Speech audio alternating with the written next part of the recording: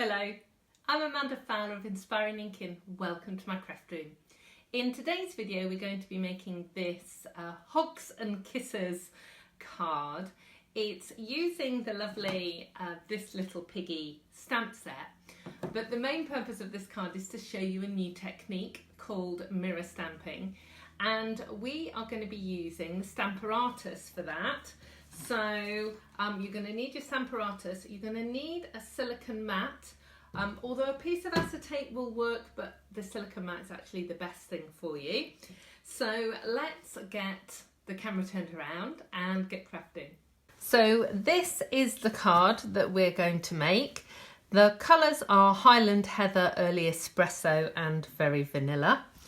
We're using some of these lovely glittery enamel dots on the card as well. Now the technique is going to be using the Stamparatus, so I'm just going to show you the different elements that I've got, and then we'll get the Stamparatus set up. So the first thing is this lovely textured background. I've gone ahead and done it already. This is the Subtles embossing folder. It's one of the heavily dimensionaled embossing folders. It's super thick, so you only need one clear acrylic plate when you're running it through your big shop.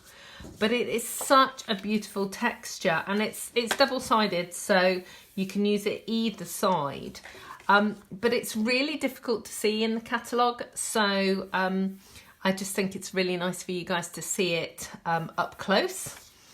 We're using Memento ink because I'm using the matching blends to colour in the little piggies. And I've got some Highland Heather ink as well. I'm using the hearts from this Little Elephant stamp set. And of course I'm using the pig from This Little Piggy. And just to show you, they've exploded here, just to show you, I have cut off all of the words from these stamps so that I can use different words with different pigs. But I'm using Hugs and Kisses for this one. Okay, so I'm going to move all of those things out of the way, and let's get the Stamparatus in, and I'll walk you through that. So you're going to need the Stamparatus. You only need one plate, and you need a silicone mat. Now, a silicone mat works best. You can do this using an acrylic sheet as well, but I found that the best, crispest images I'm getting are from using the silicone mat. Now, I also want to talk to you about the style of stamp as well. To get this effect, I found that line art stamps like this one work best because it gives you a lovely smooth finish, and a single line stamp works really well. I have tried it with stamps like this that are more filled in, and you don't get such a crisp image. So line art stamps are the best for this technique. So the first thing we need to do is position the pig in the right place. So how I do this is I've got some copier paper here. And this copier paper is the same size as the vanilla cardstock that we're going to stamp on. It's 2 3/4 inches by 4 3/4. And I'm actually going to just fold this in half because I want my piggy's snouts to touch if possible. So I'm going to put my cardstock there, and I'm going to try and position this so that the pig's snout is pretty much on that line. Now, I'm making sure that I've got space to put the Hugs and Kisses here, but I've also got space for the heart. So I'm just going to pull that down a little bit. And then I'm going to lift up my pig.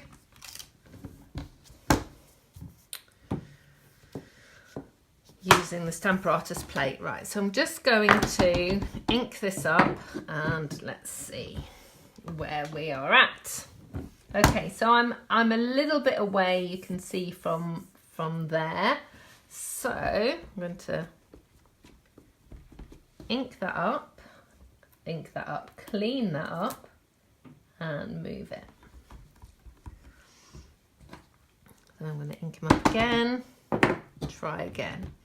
And it will just take a second or two to get it so it is lined up, and that is pretty much perfect. Doesn't matter if they're not quite touching, but I want them to be quite close. And then I'm just going to check that the heart stamp will actually fit there as well. Let me just move that down a bit. Yeah, so that's going to fit. It could probably do with coming down a tiny bit, so I will lift this up and I've moved it down a tiny bit. Okay, so we are all ready to go. So I'll get rid of my scrap piece of paper and I'm going to put my silicone mat back, pin that down with my magnet and put in a piece of cardstock. So basically what's going to happen is we're going to stamp the pig in a second on the silicone mat, and then we're going to put the cardstock on and we're going to stamp it again.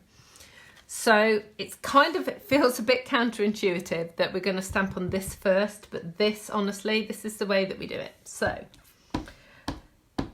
put plenty of ink on and then stamp directly onto your silicone mat and give it a really good press. You want a really good transference of ink. And if you can see, like I can see here at the bottom, there's not as much ink. I'm just going to put a little bit more ink on there. There we go. So now we're going to take the piece of cardstock and we're going to pop it down. Use your magnet to pin it down.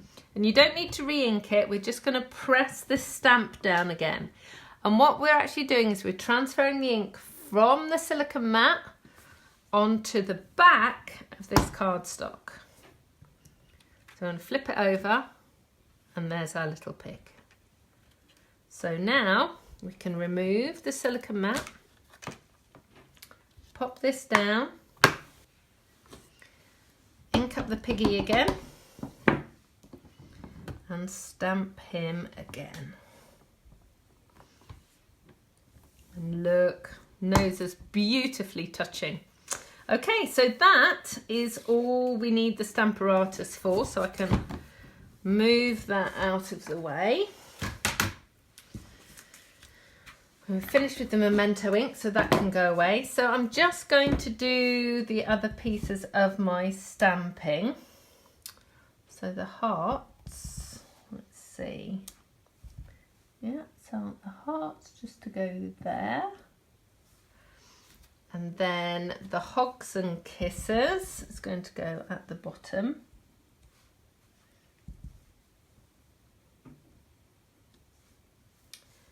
And then what we're going to do is we're going to do a bit of colouring in with the blends.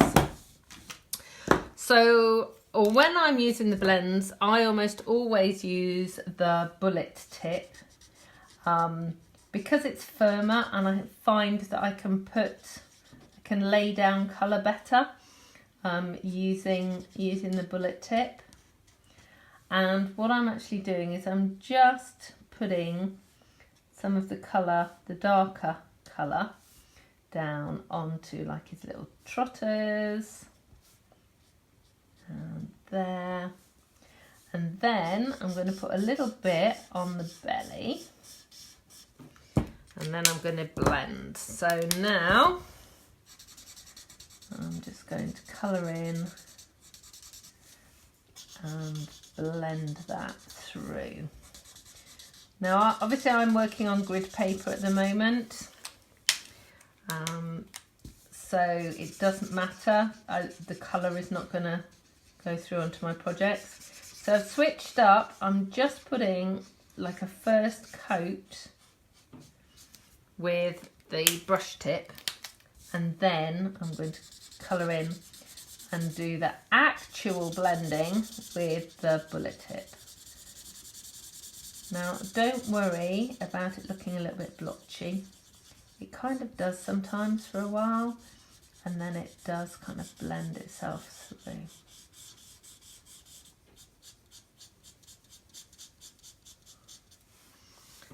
And then, so I'm going to do the same on this one actually. I'm going to put in a great big swathe of colour here. Use the brush tip. And then go back in again. I love this Highland Heather colour, it's such a lovely purple. Right. Let's put... missed one of his legs. That's not so good, is it? Right, let's just colour in that leg and then do some blending.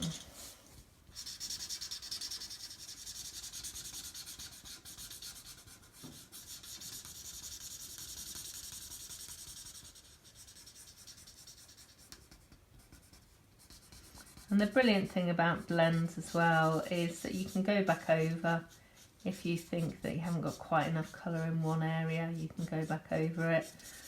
And there's always a colour lifter as well, and you can lift off the colour a little bit there as well if you want to do that. Okay, so there are my two little piggies. Let me just put these little embellishments here. Ooh. These are so lovely, these colours, and they're with the glitter in them as well, they're really pretty. Alright, okay, so all there is now to do is to assemble the card. It's a landscape orientated card, so make sure you remember that when you are stamping the inside. And I'm just going to add some hearts in there. So let's get this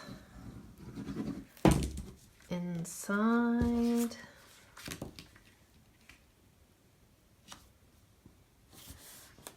So that one's done. Then we've got this lovely embossed layer using the subtle embossing folder. So that's going on the top. And then finally this one. Oh, here you go. Let's just show you the reverse. So obviously your little pig, you did stamp it on the front, on the back actually. So it's actually kind of coloured it in because it's come all the way through. That's really interesting, isn't it? So that's why, you can see here as well, that's why you have to make sure that when you're using the blends, you always work on scratch paper. Don't lean on your card project because you'll ruin it. Okay, so there we go. So there is the card using the mirror technique. There's another one, so I've got slightly paler piggies here. So there we go. So thank you so much for joining me today. I hope you've enjoyed today's project. Please leave me a comment. Let me know what you think about the project, and whether you're on YouTube or on my blog.